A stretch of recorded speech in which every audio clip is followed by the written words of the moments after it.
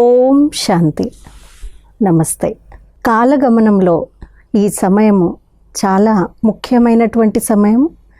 మన తెలుగు వారందరికీ, ముఖ్యంగా దక్షిణ భారతదేశంలో ఉన్న వారందరికీ కూడా ఈ సమయం అనేటువంటిది కాలగమనంలో, ఋతుచక్రంలో చాలా విశేషమైనటువంటి సమయము.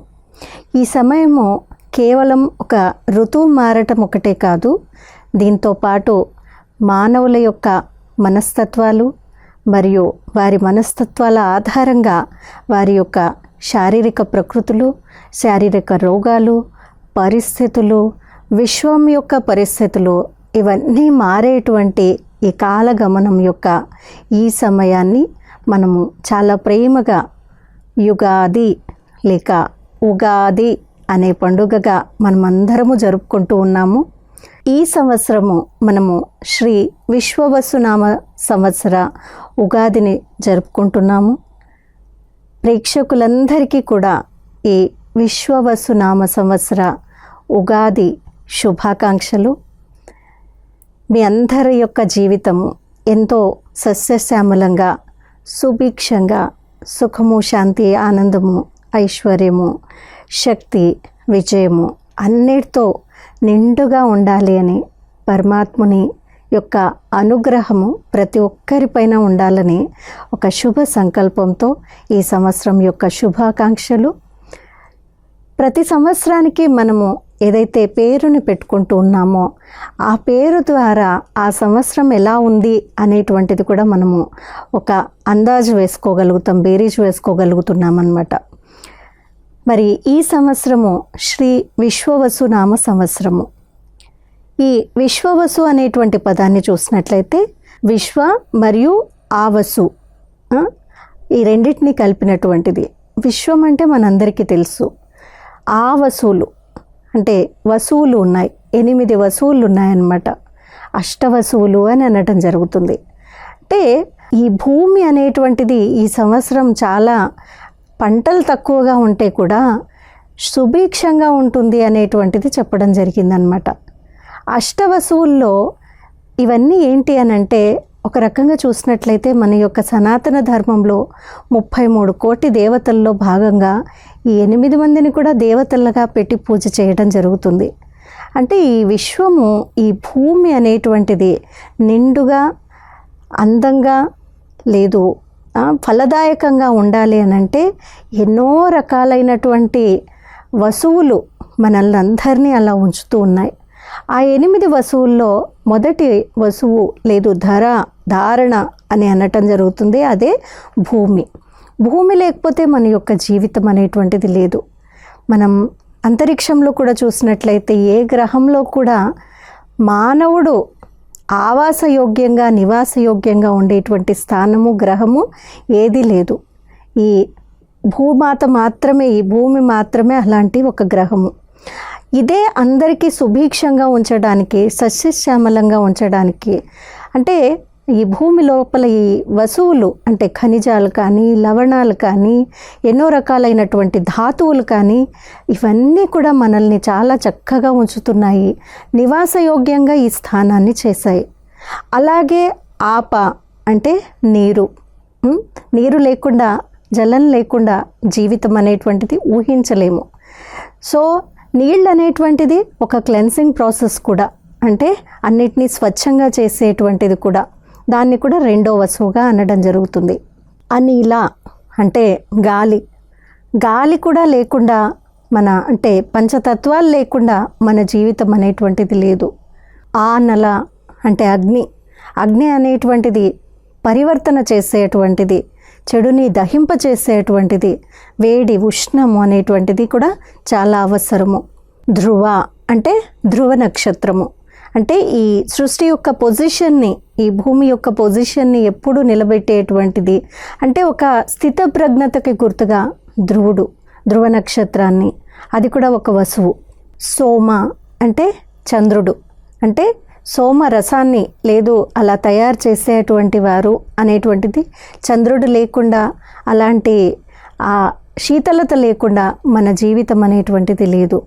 ప్రత్యూష అంటే ఉదయము, అంటే డాన్, ఉదయం, సూర్యోదయం అన్నమాట, ఉదయం కావటము. ఉదయం లేకుండా ఇంకా రోజు మొదలవ్వదు.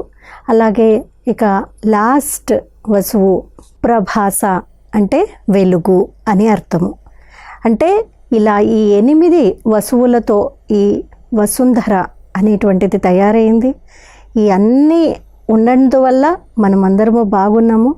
విశ్వవసు అనేటువంటిది ఈ సంవత్సరము ఇవన్నిటిని మనకు గుర్తు చేస్తూ ఉంది. ఈ సమయము ఎలాంటి సమయము అని అంటే, మనము ఈ పర్యావరణానికి చాలా చెడుని చేసేసాము ఆల్రెడీ. మరి ఇవన్నీ కూడా 8 వసువులు కూడా మన నుండి చాలా తప్పులు జరిగాయి వాటన్నిటికీ.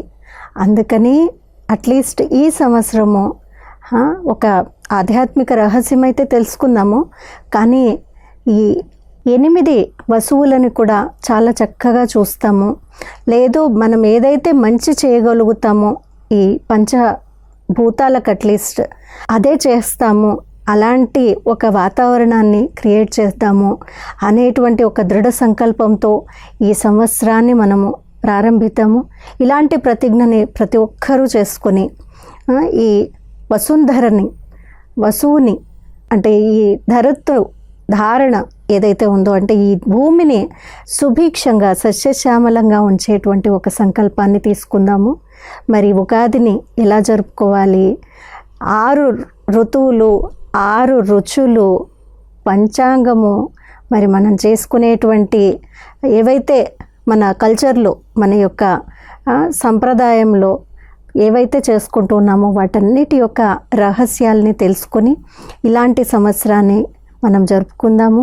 మరియు ఈ సంవత్సరం మీకు ఎంతో శుభాలే జరగాలి అనేటువంటి సంకల్పంతో మరొక మారు మీ అందరికీ శ్రీ విశ్వవసునామ సంవత్సర ఉగాది శుభాకాంక్షలు. మరి ఈ ఉగాదిని ఎలా జరుపుకోవాలి అనేటువంటి చక్కటి వీడియో ఇంటర్వ్యూ రూపంలో ఉంది. ఇది చూడండి, ఇలాంటి ఉగాదిని జరుపుకోండి. అందరికీ నమస్కారం. మన తెలుగువారికి ముఖ్యమైన పండుగగా, అలానే మొదటి పండుగగా కూడా ఉగాది పండుగని జరుపుకుంటున్నాం. ప్రేక్షకులందరికీ కూడా శుభాకాంక్షలు. మాసములలో మొదటి మాసం చైత్రమాసాన్న శుక్లపక్షం నాడున పాడ్యమి తిథిన ఈ ఉగాది పండుగని జరుపుకుంటున్నాం. ఈ ఉగాదిలో ఉన్న ఆధ్యాత్మిక వివరణ, అలానే ఉగాది రోజున మనం ఆచరించే ఆచారాలు కావచ్చు, పద్ధతులు కావచ్చు, వాటిలో ఉన్న ఆధ్యాత్మిక వివరణ కూడా ఈరోజు మనం బ్రహ్మకుమారి వసంత అక్కయ్య గారి నుండి అడిగి తెలుసుకుందాం. వెల్కమ్ అక్కయ్య గారు. నమస్తే. నమస్తే. ఓం శాంతి. అక్కయ్య గారు, ముందుగా మీకు శుభాకాంక్షలు. థ్యాంక్ యూ దివ్య. మీకు మరియు మన ప్రేక్షకులందరికీ కూడా, విశ్వంలో ఉన్నటువంటి మన పరివారానికి అందరికీ కూడా ఉగాది శుభాకాంక్షలు. మీ అందరి జీవితము ఈ కొత్త సంవత్సరంలో మరియు సంవత్సరం అంతా మీ జీవితం అంతా కూడా ఎంతో సుఖము, శాంతి, ఆనందము, ఆరోగ్యము, ఐశ్వర్యము, విజయము అన్నిటితో నిండుగా ఉండాలనేటువంటి శుభ సంకల్పంతో సంవత్సరాన్ని మనం మొదలు పెడదాము. అక్కయ్య గారు, ఉగాది రోజున అందరూ కూడా కొత్త బట్టలు వేసుకుంటారు, ఉగాది పచ్చడి తింటారు సంతోషంగా. ఉగాది అంటే ఏమిటి అక్కయ్య గారు? ఉగాది పదానికి గల అర్థం ఏమిటి అక్కయ్య గారు? చాలా మంచి ప్రశ్న వేశారు. ఉగాది అని అనగానే మనందరికీ చాలా పెద్ద పండుగ. తెలుగు వాళ్ళకి మరియు కన్నడిగులకు కూడా ఇది చాలా పెద్ద పండుగ. మనం ఉగాది అని జరుపుకుంటూ ఉన్నాము, కొత్త సంవత్సరము. మరియు అదే మరాఠీ వాళ్ళని చూసినట్లయితే, మహారాష్ట్రియన్స్ చూసినట్లయితే గుడి పడవా అని అంటూ ఉన్నారు. అదే సింధీలు అంటే చేటీ చంద్ అని జరుపుకుంటూ ఉన్నారు. అందరికీ కూడా వీళ్ళందరికీ కొత్త సంవత్సరంగా ఈ రోజున జరుపుకోవడం జరుగుతుంది. మరి ఉగాది. సో ఉగాది అనేటువంటి శబ్దము యుగాది నుండి రావడం జరిగింది. వాస్తవంగా సంస్కృతంలో చూసినట్లయితే యుగ అని అంటే నక్షత్రం అని, జన్మ అని, ఆయుష్ అని, ఇవన్నీ రకరకాల అర్థాలు ఉన్నాయి. కాబట్టి యుగ ఆది అంటే నక్షత్రాలకు కూడా మొదట, లేదు మన జన్మకి మొదటి సమయము. కాబట్టి యుగాది అని అనడం జరిగింది. యుగస్య ఆది యుగాది అని అనడం జరిగింది శాస్త్రాలలో. అంటే యుగాలన్నిట్లో మొదటి సమయాన్ని, ఆది సమయాన్ని ఉగాది అని అనటం జరిగిందనమాట. సో కొత్త సంవత్సరము అని అంటే ఇప్పుడు మన డేట్ ఎలా అయితే ఫస్ట్ డే ఫస్ట్ మంత్ మీరు చాలా చక్కగా చెప్పారు ఏ రోజున ఉగాది జరుపుకుంటాము అనేటువంటిది, ఏ డేట్ అని అన్నారు, పాడ్యం రోజున తిథి మరియు పక్షం చెప్పారు, అలాగే మాసం కూడా చెప్పారు. సో అలా ఫస్ట్ ఏదైతే సతోప్రధాన స్థితి అనేటువంటిది ఉందో దాన్ని ఉగాది యుగాది అని అనటం జరుగుతుంది. చాలా చక్కగా చెప్పారు అక్కయ్య గారు. అసలు ఉగాది ఎందుకు జరుపుకుంటున్నాం అనేది కూడా చెప్పారు. అక్కయ్య గారు, ఈ పండుగ రోజున ముఖ్యంగా ఉగాది పచ్చడి, మిగతా అన్ని పండుగల్లో కూడా పచ్చడి అనేది చెయ్యం మనం, పిండి వంటకాలతో మనం పండగ చేసుకుంటాం. కానీ ఈ పండుగకి మాత్రం విశిష్టంగా ఉగాది పచ్చడి చేస్తాం. ఈ పచ్చడి యొక్క విశిష్టత వివరిస్తారు అక్కయ్య గారు? యాక్చువల్గా చూసినట్లయితే ప్రతి పండగకి మరియు ఆ యొక్క సమయానికి సందర్భానికి ముడిపడి ఉన్నాయి పండుగలన్నీ కూడా. స్పెషల్లీ మనం భారతదేశంలో చేసుకునేటువంటి ప్రతి పండగకి కూడా కొన్ని అంటే ఓన్లీ పండగ అంటే సెలబ్రేషన్స్ రూపంలోనే కాకుండా వ్యక్తి మరియు వాతావరణం, వ్యక్తి మరియు సామాజిక పరిస్థితులు, వ్యక్తి ఆరోగ్యము, వ్యక్తి వారి యొక్క ఆధ్యాత్మిక ఉన్నతి, ఇలా రకరకాల ఆస్పెక్ట్స్తో ఈ ఉత్సవాలన్నీ ఉన్నాయి. సో చూసినట్లయితే వ్యక్తి మరియు మన సామాజిక ఆరోగ్యం చూసినట్లయితే ప్రతి పండుగ కూడా మనల్ని అందరినీ దగ్గరికి తీసుకొస్తుంది. సమాజంలో ఉండేటువంటి వారందరూ కూడా ఒక బైండింగ్తో, ఒక కనెక్ట్తో ఉండడానికి తీసుకుని వచ్చేటువంటివి ఈ పండుగలన్నీ కూడా. వాస్తవంగా మనం కొద్ది రోజుల క్రితం చూసినట్లయితే శివరాత్రి జరుపుకున్నాము. శివరాత్రిలో కూడా అందరినీ ఒక దగ్గర కలిసే విధంగా ఉన్నాయి. ఇప్పుడు గుళ్ళకి వెళ్తారు, లేదు బ్రహ్మకుమారీస్ వారు రకరకాల శివరాత్రి కార్యక్రమాలు జరిపాము, వేల మంది అందరూ కలిశారు. సో ఇవి ఏంటి, పండుగలన్నీ ఏంటి, ఒకరినొకరు కలుసుకోవడానికి, ఒకరినొకరు వారి యొక్క గ్రీటింగ్స్ లేదు వాళ్ళ యొక్క పాజిటివ్ వైబ్రేషన్స్ని షేర్ చేయడానికి వచ్చేటువంటివి.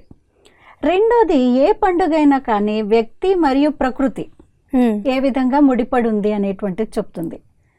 సో ఈ సమయంలో చూసినట్లయితే మనం చాలా మంచి సమయం, సంవత్సరం యొక్క ఆది సమయము చాలా మంచి సమయము.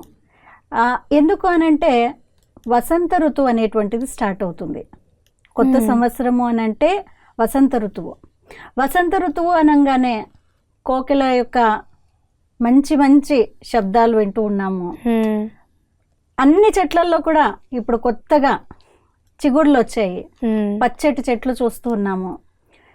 చలికాలం అయిపోయి కొద్దిగా గ్రీష్మ తాపం మొదలయ్యేటువంటి సమయము, కొద్దిగా భూమి వేడెక్కేటువంటి సమయము, ఎండాకాలం అనేటువంటిది రాబోయేటువంటి సమయము. మరి దీంతో పాటు మన ఆరోగ్యాన్ని మంచిగా ఉంచుకోవడానికి, ఎందుకంటే ఈ సంవత్సరం అనేటువంటిది మొదటి సమయము సంవత్సరానికి. సో ఈ సంవత్సరం అంతా ఆరోగ్యంగా ఉండాలి అని అంటే ఈరోజు లేదు ఈ వారం 10 రోజులు ఏదైతే మనం ఒక శరీరానికి ఒక మంచి భోజనం పెడతామో, లేదు కొన్ని ఆచారాల రూపంలో, ఆచరణల రూపంలో ఏవైతే చూపించారో వాటి ద్వారా వ్యక్తి యొక్క ఆరోగ్యం మెరుగుపడాలి అని, ఆ యొక్క ఆరోగ్యానికి సంబంధించినటువంటివి ఏవైతే ఉన్నాయో అలాంటి మార్పుల్ని మన యొక్క పండుగలతో పెట్టామనుకోండి, లేదు మన ధర్మంతో పెట్టామనుకోండి, అప్పుడు మానవులు సహజంగా చేస్తారు. ఊరికే చేయమంటే ఎవరు చేయరు. చూడండి, మంచివి పౌష్టికాహారం తీసుకోండి, లేదు మంచి కషాయము ఇట్లాంటివి తాగండి హెల్త్ బాగుంటుంది అని అంటే మనం ఎప్పుడు చేయలేదు. కానీ లాస్ట్ టైం మనం కోవిడ్ టైంలో చూసినట్లయితే ప్రతి ఇళ్లల్లో కషాయాలు, ప్రతి ఇళ్లల్లో మంచి భోజనాలు, అందరు హ్యాపీగా హెల్దీగా ఉండడానికి చేతులు మంచిగా కడుక్కోవడము, హైజీనిక్ గా ఉండటము, ఇవన్నీ ఆ పరిస్థితి వచ్చేంత దాకా మనం ఫాలో చేయలేం. సో ప్రతి ఒక్క విషయము కూడా మన ధర్మంలో పండుగతో ముడిపట్టి ఉన్నాయి. సో దట్ ఆ పండుగ చేసినప్పుడు తప్పకుండా ఒక ఆచారం లాగా అయినా కానీ ఆ ఆరోగ్యాన్ని బాగా చేసుకోవడానికి మనం చేయాల్సినటువంటి కొన్ని విషయాలను నేర్పించడం జరిగింది. సో దాంట్లో ఒకటే ఈ ఉగాది పచ్చడి మీరు అడిగినట్టు. సో ఉగాది పచ్చడి ఆరోగ్యప్రదాయిని, ఆరోగ్యాన్ని ఇచ్చేటువంటిది. వాస్తవంగా ఉగాది పచ్చడి ఆనందదాయిని. ఎందుకు అంటే ఆరోగ్యం ఎక్కడైతే ఉందో అక్కడ ఆనందం తప్పకుండా ఉంది. హెల్త్ ఈజ్ వెల్త్ అని అంటున్నాము, అవునక్కే ఆరోగ్యమే మహాభాగ్యము అని అంటున్నాము. సో అలాంటి మహాభాగ్యాన్ని చేకూర్చేటువంటిది ఆరోగ్యప్రదాయం. కాబట్టి ఈ ఉగాది పచ్చడికి ఆరోగ్యానికి, వ్యక్తికి లేదు ఈ పండగకి చాలా ఎక్కువ క్లోజ్ రిలేషన్షిప్ అనేటువంటిది ఉందన్నమాట. సో ఉగాది పచ్చడి అనగానే ఇది అన్నిటినీ కలిపినటువంటి మిళితం. ఒకదాన్ని ఉగాది పచ్చడి అనము, ఎన్నో రకాలైనటువంటివి, అంటే 6 రుచులు ఉండేటువంటివి అన్నీ కూడా ఏదైతే ప్రకృతి మనకు ప్రసాదిస్తోందో ఆ 6 రుచుల్ని కలిపి చేసినటువంటిది ఉగాది పచ్చడి. అది కేవలం పచ్చడిలాగా కూడా అనట్లేదు మనం, ఉగాది పచ్చడి ప్రసాదం. అందుకనే అన్నాను, ఏవైతే ఆచారాలు ఉన్నాయో వాటన్నిటికీ ఏదో కనెక్షన్ ఉంది. ఇది మెయిన్గా ఆరోగ్యాన్ని ఇచ్చేటువంటిది కాబట్టి దాన్ని ప్రసాదం రూపంలో సేవిస్తున్నాము. సో 6 రుచులు ఏవైతే ఉన్నాయో ఆ 6 రుచుల్ని మన జీవితంలో మనం ఎక్స్పీరియన్స్ చేస్తూ ఉన్నాము. ఇంకొకటి, మన టేస్ట్ ఈరోజు మారిపోయింది. ఎందుకు అనంటే, మీకు ఏ రుచులు అంటే ఇష్టము? కొంచెం కారం, కొంచెం కారము, తీపి, కొంచెం పులుపు. ఈ 3 రుచులు ఎక్కువ ఇష్టము. కానీ ఎన్ని రుచులు ఉన్నాయి? 6 రుచులు ఉన్నాయి. ఏమేమి ఉన్నాయి? తీపి, పులుపు, కారం, చేదు, వగరు, ఉప్పు. 6 రుచులు ఉన్నాయి. సో ఈ 6 రుచుల్లో ఇప్పుడు నువ్వు చెప్పినట్టు నీకు 3 రుచులే ఇష్టము. సో నీ టేస్ట్ బడ్స్ ఏమైపోయాయి అని అంటే ఆ 3 రుచులకే అలవాటు పడిపోయినాయి. కానీ వాస్తవంగా 4 పైన 6 టేస్ట్లో ఉన్నాయి టేస్ట్ బడ్స్. ఇంకొకటి, ఈ 6 రుచులు మన శరీరానికి అవసరము.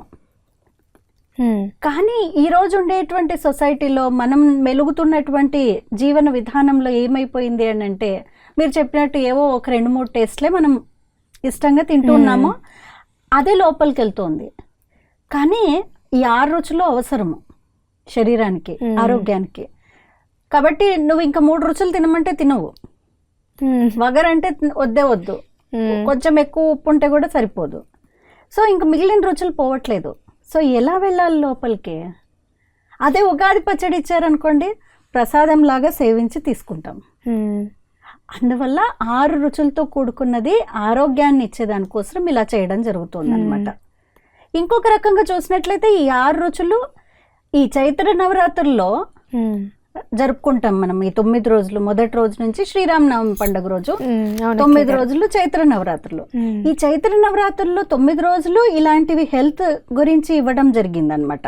ఇంకా కొన్ని కల్చర్స్లో చూసినట్లయితే చాలా మంది వేపరసం తాగుతూ ఉంటారు. దాంట్లో కొంచెం ఉప్పు వేసుకొని, లేదు కొంచెం పులుపు వేసుకొని కూడా తీసుకోవడం జరిగింది. ఎస్పెషల్లీ ఇది లోపలికి వెళ్ళాలి, వేప చేదు లోపలికి వెళ్ళాలి అని. ఎందుకంటే చేదు లోపల ఉన్నటువంటి ఏవైతే క్రిములు ఉన్నాయో శరీరంలో, మనం రకరకాలు తినేసి లోపల డీటాక్స్ అవ్వట్లేదు, క్లెన్స్ అవ్వట్లేదు, లోపల చాలా క్రిములు ఉంటాయి. సో వాటన్నిటిని సంవత్సరానికి ఒక్కసారైనా ఆ టాక్సిన్స్ అన్నిటినీ వదిలించడానికి కోసము ఈ విధంగా మనము వేప రసాన్ని తీసుకోవడము, రోజు పరగడుపులో ఈ 8-9 రోజులైనా తీసుకోవాలి అని అంటూ ఉంటారు. సో ఇవన్నీ చూసినట్లయితే హెల్త్కి సంబంధించినటువంటివి. సో ఉగాది పచ్చడి కూడా ఒక విధంగా చూసినట్లయితే ప్రసాదం అయితే ప్రసాదమే, కానీ దాంతోపాటు ఎంతో ఆరోగ్యాన్ని చేకూర్చేటువంటి ఆరోగ్యప్రదాయిని. ఈ ఉగాది పచ్చడి వెనుక ఉన్న ఆరోగ్య రహస్యాన్ని చాలా చక్కగా చెప్పారు అక్కయ్య గారు. మరి ఈ 6 రుచులు, షడ్రుచులు యూజ్ చేస్తాం కదా అక్కయ్య గారు ఈ పచ్చడికి, ఇవి కేవలం రుచి వరకేనా, లేకపోతే మన జీవితంతో ఏమైనా ముడిపడి కూడా ఉంటాయి అక్కయ్య గారు? తప్పకుండా, చాలా మంచి ప్రశ్న ఇది. ఎందుకు అనంటే ఈ షడ్రుచులు ఏవైతే ఉన్నాయో ఈ రోజు నుంచి మన సీజన్ కూడా చేంజ్ అవుతుంది అని అన్నాము, వసంత ఋతువు వస్తుంది అని అన్నాము, గ్రీష్మ తాపం అనేటువంటిది మొదలవుతుంది, కానీ వసంత ఋతువు మొదలైంది ఇప్పుడు. భారతదేశంలో బ్యూటీ ఏంటి అని అంటే, చాలా దేశాల్లో ఒక 2 సీజన్లో లేదు 4 సీజన్లో ఉంటాయి. ఇంగ్లీష్లో కూడా 4 సీజన్లకే ట్రాన్స్లేషన్స్ ఉన్నాయి కదా. కానీ వాస్తవంగా మనకి భారతదేశంలో 6 ఋతువులు ఉన్నాయి. ఈ 6 ఋతువులు ఈ 6 రుచులు ఏవైతే ఉన్నాయో వీటన్నిటికీ సంబంధం మానవ జీవితంతో ఉంది.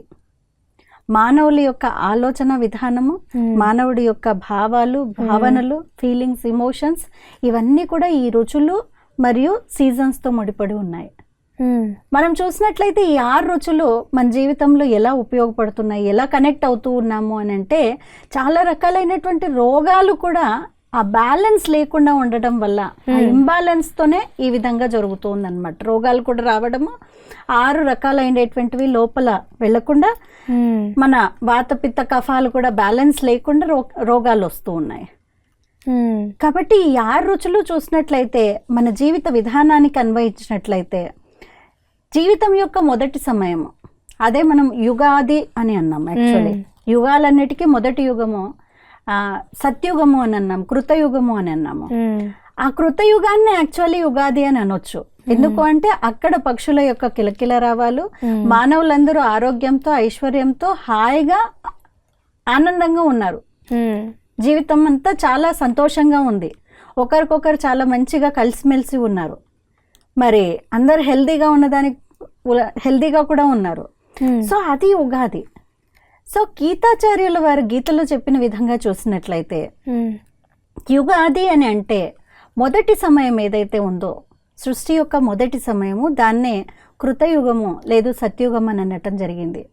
అక్కడ మానవాళ్ళందరూ కూడా దేవీ దేవతల సమానంగా చాలా మధుర స్వభావులుగా ఉండేటువంటి వారు. ఆ మధురతకి చిహ్నంగా ఆ మానవుల్నే దేవీ దేవతలుగా చూపించటం జరిగింది. మరి అలాగే ఈ చక్రం యొక్క గమనం అంటే అది తిరుగుతూ ఉండడాన్ని చూసినట్లయితే సత్యత్రేతాయుగాలు అయిన తర్వాత అంటే మధుర స్వభావం నుంచి కొద్దిగా మార్పు అనేటువంటిది వచ్చింది.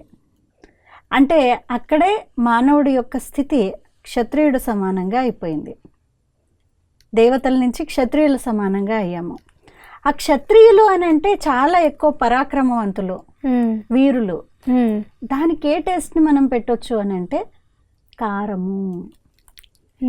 అందుకనే కారం తింటే మంచి జోష్ వస్తుంది, అగ్రెసివ్గా ఉంటారు అని అంటారు. సో కారం అనేటువంటిది ఆ పౌరుషంతో ముడిపడి ఉంది. సో క్షత్రియులుగా అయిపోయాము. ఇంకా కొంచెం ముందుకు వచ్చేప్పటికీ దుఃఖము అశాంతులు కూడా జీవితంలో మొదలయ్యాయి. అంటే ఒకలాంటి బాధ, ఈ పులుపు ఇలాంటివి కూడా జీవితంలో మొదలయ్యాయి. మరి కలియుగంలోకి వచ్చేప్పటికీ మనకి నిరాశ నిస్పృహలు ఇలాంటివి కూడా ఎక్కువైపోయాయి. అంటే ఒక ఒగరు స్వభావం అయిపోయింది. దీంతో మన యొక్క సంబంధాలు చేదుగా అయిపోతూ ఉన్నాయి. రైట్. ఇలాంటి సమయంలో, సృష్టి యొక్క అంతిమ సమయంలో మానవుడి స్థితి ఎలా అయిపోయింది అని అంటే ఒక విరక్తి వచ్చేసింది. ఇంకా వద్దు బాబు, ఈ శరీరమే వద్దు, ఈ జన్మ వద్దు అనే అంత విరక్తి భావం వచ్చింది. అంటే అది చేదు. రైట్. సో ఇలా యుగాది నుంచి సృష్టి కాల గమనంతో అన్ని రుచులు ముడిపడి ఉన్నాయి. సో సుఖశాంతులతో ఉండేటువంటి సమయాన్ని వసంత ఋతువుతో పోల్చినట్లయితే కొద్దిగా ముందుకొచ్చిన తర్వాత గ్రీష్మ తాపం కూడా ఉంటుంది, ఆ తర్వాత వర్షాలు ఉంటాయి. ఇలా రకరకాల అయిపోయిన తర్వాత లాస్ట్ ఏంటి, శిశిర ఋతువు, ఆటమ్, అంటే ఆకులన్నీ రాలిపోయేటువంటి సమయము. అంటే సృష్టి ఎలా అయిపోయింది అని అంటే ఈ సమయంలో శిశిర ఋతువు లాగా అయిపోయింది. అంటే మానవుల్లో ఉండేటువంటి దుఃఖము, నిరాశ, నిస్పృహలన్నీ పెరిగిపోయి అందరి జీవితాల్లో సుఖశాంతులన్నీ కోల్పోయినటువంటి సమయము. మరి పరమాత్ముడు ఏమంటున్నారు అని అంటే, పిల్లలు మీరు నిరాశ నిస్పృహలకి బానిసలు అవ్వాల్సిన అవసరం లేదు. ఎందుకు అని అంటే శిశిర ఋతువు తర్వాత మళ్ళీ వసంత ఋతువు. అంటే ఆకులు రాలిపోయిన తర్వాత మళ్ళీ కొత్త చిగుళ్ళు అనేటువంటివి వస్తాయి. సో మన జీవితం కూడా కొత్త చిగుళ్ళు అనేటువంటివి వచ్చేటువంటి సమయము. తప్పకుండా ఆ కొత్త చిగుళ్ళు వచ్చే కంటే ముందు దుఃఖం అనేటువంటిది ఉండనే ఉంటుంది. ఈరోజు మా పెద్ద దీది గారు చెప్తూ ఉన్నారనమాట, ఒక తల్లి బిడ్డకు జన్మనివ్వాలి అని అంటే ఎంతో దుఃఖాన్ని అనుభవిస్తుంది. కానీ ఆ దుఃఖాన్ని కూడా ఎందుకు అనుభవిస్తుంది అని అంటే తన యొక్క బిడ్డకే జన్మ ఇస్తోంది అనేటువంటి సంతోషం అనేటువంటిది లోపల ఉంది. ఒక కొత్త జీవితం కొత్త జీవితం అనేది రాబోతోంది, దానికి నేను సో కొత్త జన్మకి నాంది పలుకుతోంది అనేటువంటి సంతోషం అనేటువంటిది తల్లికి ఉంటుంది. అందుకనే ఆ దుఃఖాన్ని కూడా భరిస్తుంది. అలాగే ఈ నిరాశ నిస్పృహల సమయంలో కూడా మనం దుఃఖాన్ని అనుభవించకుండా, కష్టము అని అనుకోకుండా, రేపు వచ్చేటువంటి పగులు, రేపు వచ్చేటువంటి వసంత ఋతువుని చూసినట్లయితే మన జీవితంలో మళ్ళీ చాలా సుఖము శాంతిని అనుభవం చేస్తాము. అదే ఉగాది ఇస్తున్నటువంటి మనకి పెద్ద సందేశము. చాలా చక్కగా చెప్పారు అక్కయ్య గారు. ఉగాదిలో ఉన్న షడ్రుచులు ఎలా మన జీవితంలో ఉన్నాయి, అలానే ఈ సృష్టి చక్రం గురించి, ఆది మధ్యాంతరాల గురించి, అలానే ఒక తల్లి తన బిడ్డకి ఎలా జన్మనిస్తుంది, ఎంత సంతోషంగా ఇస్తుంది. అప్పుడు ఆ టైంలో బాధ ఉన్నా కానీ చాలా సంతోషంగానే ఇస్తుంది. అందరికీ అర్థమయ్యేలా చాలా చక్కగా చెప్పారు అక్కయ్య గారు. మరి ఈ ఉగాది రోజున ఉగాది పచ్చడితో పాటు పంచాంగం కూడా వింటాం. మరి ఈ పంచాంగం యొక్క విశిష్టత కూడా వివరిస్తారా అక్కయ్య గారు? ఉగాది కొత్త సంవత్సరము అని అంటే సంతోషం యొక్క సంవత్సరము. సో నాకు గుర్తున్నంత వరకు మా చిన్నప్పుడు, ఇప్పుడైతే సిటీల్లో ఉంటున్నాము కానీ అప్పట్లో మనం చిన్నప్పుడు ఉన్నప్పుడు మేము ఫస్ట్ గుర్తొచ్చేటువంటిది ఉగాది పండుగ అని అనగానే పెద్దవాళ్ళని కలుసుకోవడము, కొత్త బట్టలు వేసుకోవడము, పిండి వంటలు చేసుకోవడము, ఉగాది పచ్చడి తినడము, అందరి ఇళ్ళకి వెళ్ళి పెట్టి వచ్చేవాళ్ళం అనమాట. అంటే ఆ ఆరోగ్యప్రదాయాన్ని మనం ఒక్కరే పెట్టుకోవడం కాదు, ఇతరులకు కూడా పంచండి అనేటువంటి సందేశం ఇస్తుంది అది. దాంతోపాటు ఉయ్యాళ్ళు వేసేవారు మా ఊళ్ళో. అందరూ పెద్దవాళ్ళు చిన్నవాళ్ళు అందరూ ఉయ్యాళ్ళు లూగేవాళ్ళు అనమాట. ఇప్పట్లాంటి నార్మల్ సొఫిస్టికేటెడ్ ఉయ్యాళ్ళు కాకుండా చెట్లకు కట్టేటువంటి వాళ్ళు. అవి ఎంత పైకి వెళ్తే అంత సంతోషం. అంటే ఈ ఉయ్యలు కూడా మనకేం చెప్తుంది అని అంటే ఆనందంలో ఊగుతూ ఉండండి అనే దానికి ఒక సంకేతము ఈ ఉయ్యల కదా. ఉయ్యల అనగానే ఒక హ్యాపీనెస్ అన్నమాట, చూడంగానే ఆనందం వచ్చేసి చాలా సంతోషం అనిపిస్తుంది. సో ఎంత పైకి వెళ్తూ ఉంటే అంత అది ఊపేప్పుడు కొంచెం కష్టంగా అనిపించినా కానీ పైకి వెళ్తున్నాము అనేటువంటి సంతోషం. అలాగే ఈరోజు వచ్చే పరిస్థితులు కూడా మనం లూపేస్తూ ఉండొచ్చు, కనిపిస్తూ ఉండొచ్చు, కానీ మళ్ళీ పైకి కూడా తీసుకొని వెళ్తూ ఉన్నాయి. పరీక్ష కాకుండా న్యూ క్లాస్లోకి, కొత్త క్లాస్లోకి వెళ్ళడానికి వీలవ్వదు, పరీక్ష రాయాలి. సో అలా ఈ ఉయ్యలు గుర్తొస్తాయి. అలాగే మందిరాలకు వెళ్ళేవాళ్ళం, దేవాలయాలకు వెళ్ళేవాళ్ళము, అన్ని చోట్ల పూజలు చేయించేటువంటి వారు, ఒకరినొకరు కలుసుకోవడము, మళ్ళీ పెద్దవాళ్ళని కలవటం, మెయిన్గా వాళ్ళకి బట్టలు పెట్టేటువంటి వాళ్ళు, పెద్దవాళ్ళకి అందరికీ ఇళ్లలో ఉన్నటువంటి వాళ్ళు వేరే వాళ్ళకి. లాస్ట్ ప్రహసనం ఏంటి అని అంటే అఫ్ కోర్స్ బట్టలకి పూజ చేసే అప్పుడే పంచాంగం యొక్క పూజ మెయిన్. చాలా క్యూరియాసిటీతో వింటారు ఈ సంవత్సరం నాకు ఎలా ఉండిపోతుంది అని. ప్రతి పొద్దునంతా పంచాంగ పూజ కొంచెం శ్రవణం చేసినా కానీ మళ్ళీ ప్రతి ఊళ్ళల్లో ప్రతి ఇళ్లల్లో కూడా రాత్రిపూట లేదు సాయంత్రం నుంచి పంచాంగ శ్రవణం చాలా తప్పనిసరి. సో పంచాంగంలో ఏం చూస్తాం మనం మామూలుగా అంటే ఈ సంవత్సరం మనకి ఎలా లాభ నష్టాలు ఎలా ఉండబోతుంది, రాజ్య పూజ్యం ఎలా ఉంటుంది, అవమానం ఎలా ఉంటుంది, ఇవి చూస్తూ ఉంటాము. సో పంచాంగము అనేటువంటిది మనకి ఏం చెప్తుంది, ఈ సంవత్సరం ఎలా ఉంటుంది, పర్సనల్లీ నా లైఫ్ ఎలా ఉంటుంది కదా. ఇప్పుడు రాశి ఫలాల్లో మనం అదే చూస్తున్నాం, నా లైఫ్ ఎలా ఉంటుంది, ఇంకా ఇన్ జనరల్ సమాజం ఎలా ఉంటుంది, పాలిటిక్స్ ఎలా మారుతాయి, లేదు ఫైనాన్షియల్ కండిషన్స్ ఎలా ఉంటాయి, ప్రకృతి ఎలా మారుతుంది, వర్షాలు వస్తాయా, లేదు ఎండలు ఎలా ఉంటాయి, లేదు ఇంకేమైనా అవుతుందా, భూకంపాలు వస్తాయా, ఇలాంటివి కూడా ముందే ప్రిడిక్ట్ చేయడం జరుగుతుంది. దాంతోపాటు ఈ సంవత్సరంలో మెయిన్గా క్రాప్స్ ఎలా ఉంటాయి, పంటలు ఎలా ఉంటాయి, ఏ పంటలకి మంచి దిగుబడి వస్తుంది, లేదు మంచి డబ్బులు వస్తాయి, ఇవన్నీ కూడా చూడటం జరుగుతుంది. రకరకాల ఆస్పెక్ట్స్ ఉన్నాయి. సో ఇవన్నీ పంచాంగంలో మనం చెప్తున్నాము. సో వాట్ ఈస్ పంచాంగం యాక్చువల్లీ, ఎందుకని దానికి అంత ముఖ్యమైనటువంటి ఇది చేస్తున్నాము. ప్రతి పంచాంగంలో ప్రతి రాశులకి మనం చూసినట్లయితే 4 విషయాలు చూస్తాము. ఏంటి, ఆదాయము, వ్యయము, రాజపూజ్యము, అవమానము, 4 విషయాలు. మరి వాస్తవంగా చూసినట్లయితే పంచాంగము అని అంటే దాన్ని సంధి విచ్ఛేదం చేసినట్లయితే పంచ అంగము అంటే 5 అంగాలతో కూడుకున్నటువంటిది. ఇది మానవ జీవితంలో ఎలా తీసుకుని రావాలి అని అంటే 5 అంగాలతో కూడుకున్నటువంటి ఈ దేహము, ఈ దేహంతో చేసినటువంటి కర్తవ్యాలు, దానితో ఈ 4 విషయాలు ముడిపడి ఉన్నాయి. ఏంటిది? ఫస్ట్ ఆదాయం. సో ఏ ఆదాయం జరగాలి? స్థూలంగా ఉన్నటువంటి డబ్బు ఆదాయాన్ని గురించి మాట్లాడుతున్నాము, కానీ ఈ పంచ అంగాల దేహంతో, పంచభూతాల దేహంతో ఎలాంటి ఆదాయాన్ని సంపాదించాలి, అది ముఖ్యమైనటువంటిది. అది జీవితాన్ని అన్వయించేటువంటి పంచాంగం. మంచి కర్మలు ఎప్పుడైతే చేశామో, మంచి మాటలు మాట్లాడామో, మంచి ఆలోచనలు చేశామో, నా గురించి కానీ ఇతరుల గురించి కానీ, that is like an asset for me. అది నాకు ఆదాయము, నాకు అది అక్కడ ప్లస్ అవుతోంది, నా ఖాతా జమ అవుతోంది. ఇంకొకటి వ్యయము. సో పరమాత్మ మనకేం నేర్పిస్తున్నారు అని అంటే, వ్యయం అంటే ఖర్చు పెట్టడము. ఏం ఖర్చు పెట్టాలి? మనం ఎప్పుడు చూస్తాం ఆదాయం ఎక్కువ ఉండాలి, ఖర్చు తక్కువ ఉండాలి. 10 రూపాయల ఆదాయం ఉంది అని అంటే ఎంత వీలైతే అంత తక్కువ ఖర్చు పెట్టాలి, అలా ఉందా నా రాశిఫలము అని చూస్తున్నాము. సో ఒక 5, 6 ఉందనుకోండి, స్టిల్ బెటర్.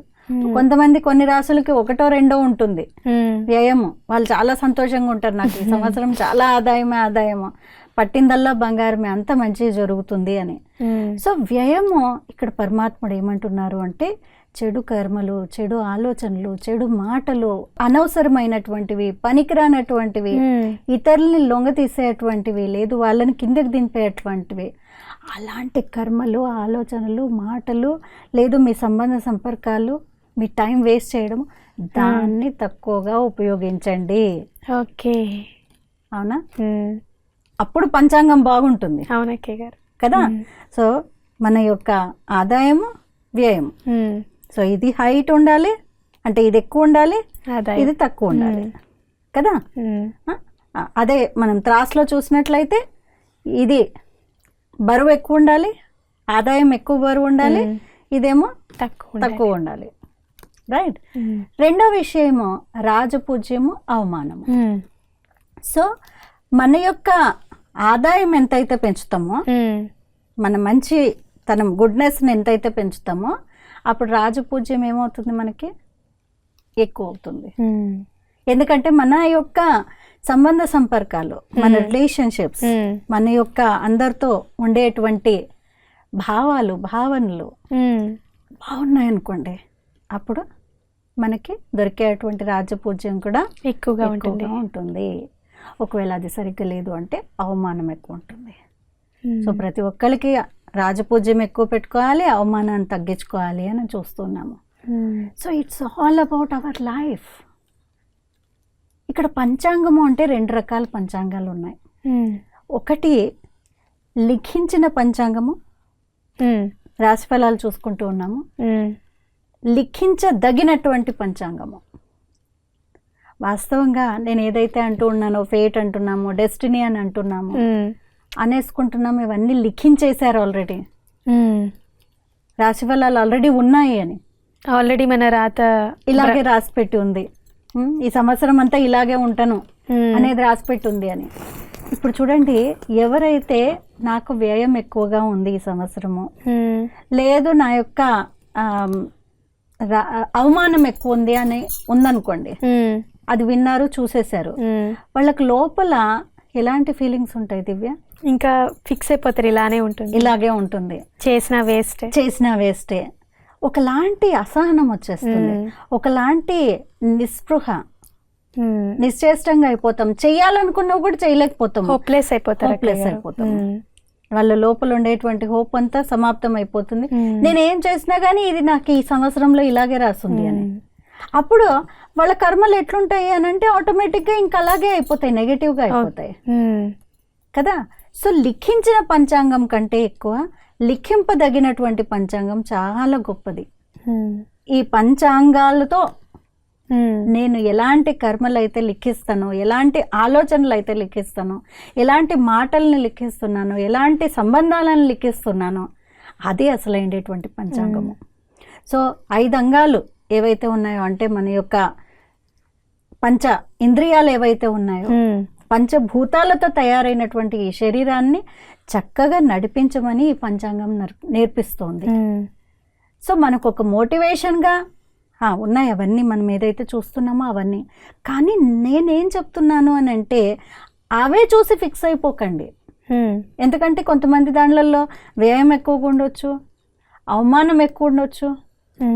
అవే చూసి ఇంక ఫిక్స్ అయిపోయి ఈ సంవత్సరం అంతా నేను ఇంతే అని అనుకుంటూ ఉంటే అలాగే అయిపోతాము. కానీ మీ చేతుల్లోనే మీ పంచాంగం ఉంది, మీ చేతుల్లోనే మీ ఫలాలు ఉన్నాయి. మీరే మీ రాతని మార్చేదానికి నాంది పలికేటువంటి వారు, మీరే మీ రాతని లిఖించేటువంటి వారు, మీ జీవితానికి మీరే బ్రహ్మ. ఎప్పుడైతే ఈ పంచాంగాలతో సరైనటువంటి కర్తవ్యాలు చేస్తామో మన పంచాంగం నిజంగా బాగా అయిపోతుంది. అప్పుడంతా మీకు అవమానం కనిపించినా కానీ మీ లోపల ఫీలింగ్స్ ఏవైతే ఉంటాయో అవి మెయిన్. అక్కడ అవమానపరుస్తుంటే కూడా I have choice to take. నేను అవమానాన్ని అనుభవించాలా, లేదు దుఃఖాన్ని బాధని తీసుకోవాలా, లేదు నేను దులిపేసుకొని వెళ్ళిపోవాలా అనేటువంటిది నా చేతిలో ఉంది. సో ఎప్పుడు కేవలం ఆ ఫలాలను చూసి నా జీవితం ఇట్లాగే ఉంటుందేమో, ఈ సంవత్సరం ఇలాగే ఉంటుందేమో అని మాత్రం మీ జీవితం యొక్క పంచాంగాన్ని రాసుకోకుండా ఉండకండి. తప్పకుండా మంచిగా రాసుకోండి. ఈ సంవత్సరం అంతా విజయవంతంగా ఉంటుంది. ధైర్యంగా అడుగు ముందుకు వేయండి. అదంతా కూడా మార్చేసేటువంటి బ్రహ్మగా మీ జీవితానికి మీరే అవ్వండి. చాలా అద్భుతంగా చెప్పారు అక్కయ్య గారు. ఆధ్యాత్మికత వివరణతో కూడిన పండుగని ఈ సంవత్సరం మనం జరుపుకుంటున్నాం. ఎలా మన వ్యయాన్ని తగ్గించాలి, ఆదాయాన్ని పెంచుకోవాలి, రాజ్య పూజాన్ని పెంచుకోవాలి, అవమాన స్థితిలో వచ్చినా కానీ మనం దాని నుంచి నేర్చుకుని ఎలా మనం ముందుకు వెళ్ళాలి అని చాలా అద్భుతంగా చెప్పారు. అలానే అక్కయ్య గారు, ఈ ఉగాదికి మనం ఇంటికి మామిడి తోరణాలు కట్టుకుంటాం, వేప మండలిని కడతాం. దీని వెనుక ఉన్న రహస్యం కూడా వివరిస్తారా? యాక్చువల్లీ ఉగాది పండుగ అనగానే మనకి ప్రకృతి యొక్క పండుగ అని అనుకున్నాం ఇంతకుముందు. 4 ఆస్పెక్ట్స్ చూసినట్లయితే, మొదట్లో చెప్పినట్టు వ్యక్తి వారి యొక్క ఆరోగ్యము, వ్యక్తి మరియు సమాజము, వ్యక్తి మరియు ప్రకృతి, వ్యక్తి మరియు వారి యొక్క ఆధ్యాత్మిక ప్రగతి. ఈ 4 విషయాలు ప్రతి పండగకి ఉన్నాయి. సో ఇంతకు ముందు చెప్పుకున్నట్టు మనము ఆధ్యాత్మికత వచ్చింది, ఆరోగ్యం గురించి కూడా మాట్లాడాము, సమాజంలో ఎలా తీసుకుని రావాలి అనేటువంటివి కూడా మాట్లాడాము. మరి ఆరోగ్యం గురించి కూడా మనం చెప్పుకున్నాము, ఎలా అయితే ఆరోగ్య ప్రదాయిని అని. మరి ఇంకొకటి ప్రకృతితో కూడా ముడిపడి ఉంది అని అనుకున్నాము.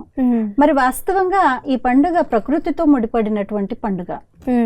సో కొత్త సంవత్సరము అనగానే ఆ కొత్త సంవత్సరాన్ని తీసుకొని వచ్చేదానికి గుర్తుగా మనము చాలా పండుగలకి ఇలా కట్టుకుంటాం. మనము మామిడి తోరణాలు కడతాము, కానీ వేప మండలిని కట్టడము, కల్లాపి జల్లుకోవడము ఇళ్ల ముందర, అవన్నీ ఎక్కువగా ఈ పండగకి జరుగుతూ ఉంటాయి.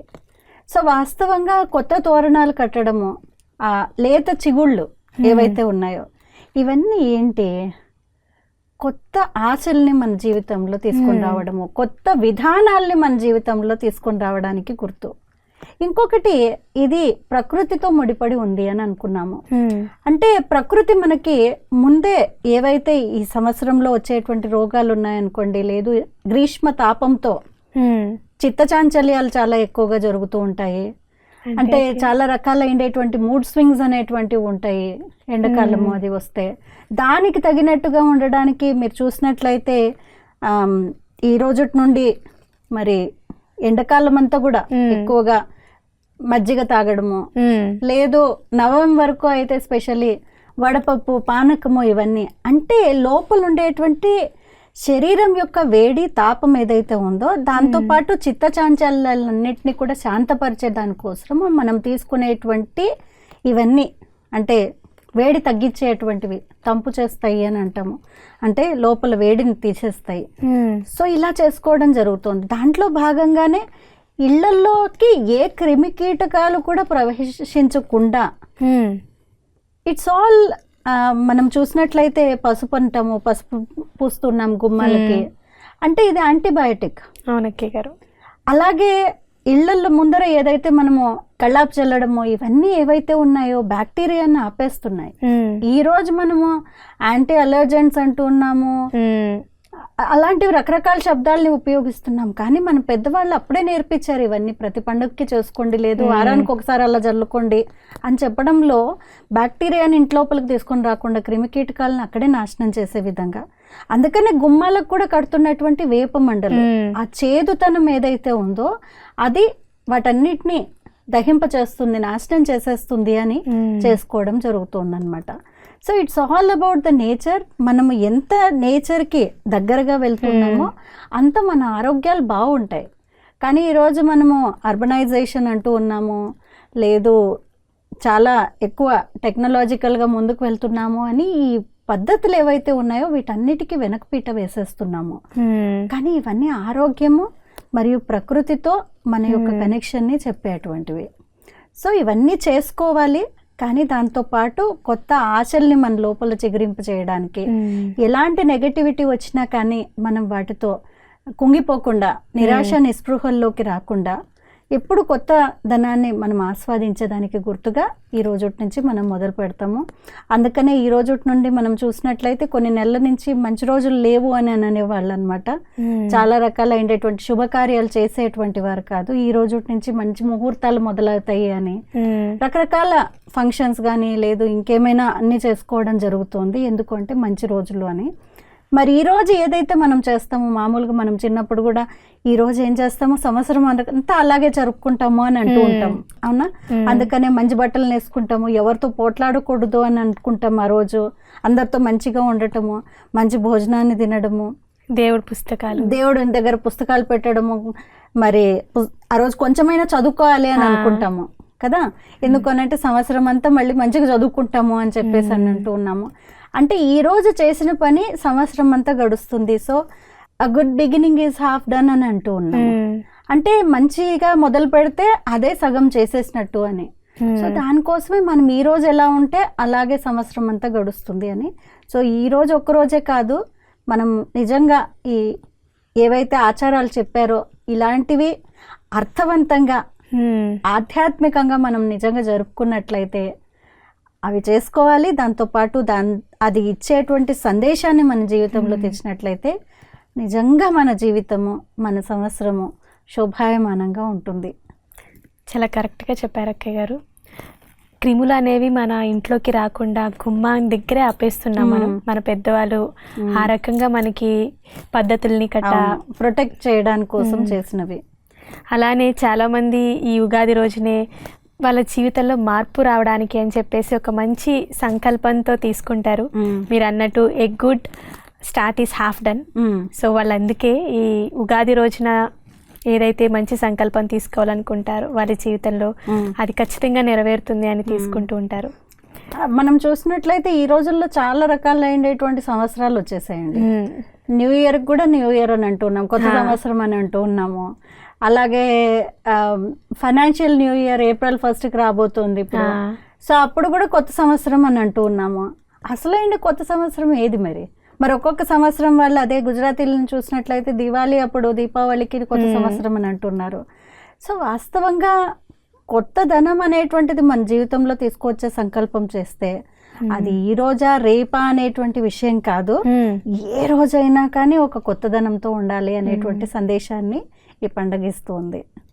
సో ఇలాంటి సంవత్సరాన్ని మీ అందరూ జరుపుకోవాలనేటువంటి శుభ సంకల్పంతో దివ్య మీకు మరియు మన ప్రేక్షకులందరికీ కూడా ఈ సంవత్సరము మీరు మీ జీవితాన్ని ఆనందప్రదంగా, విజయవంతంగా, ఎంతో ఉన్నతమైనటువంటి స్థితిని మీరు ఎక్కాలి. మరి మన సమాజము, మన దేశము, మన ప్రపంచం కూడా శాంతి వైపు ప్రయాణించాలనేటువంటి సందేశము మీ అందరి జీవితాల్లో ఆరోగ్యము, సంతోషము, ఆనందం కూడా ఇంకా ఇంకా ఎక్కువగా రావాలనేటువంటి సంకల్పంతో మీ అందరికీ మరొకసారి ఉగాది శుభాకాంక్షలు. చాలా బాగా చెప్పారు అక్కయ్య గారు. మేము కూడా ఈ సంవత్సరం ఆధ్యాత్మికతో కూడిన ఉగాది పండుగనే జరుపుకుంటాం. తప్పకుండా. థ్యాంక్ యూ సో మచ్ అక్కయ్య గారు. Thank you. విన్నారు కదా, మరి ఇటువంటి మరిన్ని వీడియోస్ కోసం శాంతి సరోవర్ హైదరాబాద్ యూట్యూబ్ ఛానల్ని సబ్స్క్రైబ్ చేయండి. అలానే ఈ వీడియోని లైక్ చేయండి, షేర్ చేయండి. మరొకసారి అందరికీ శుభాకాంక్షలు.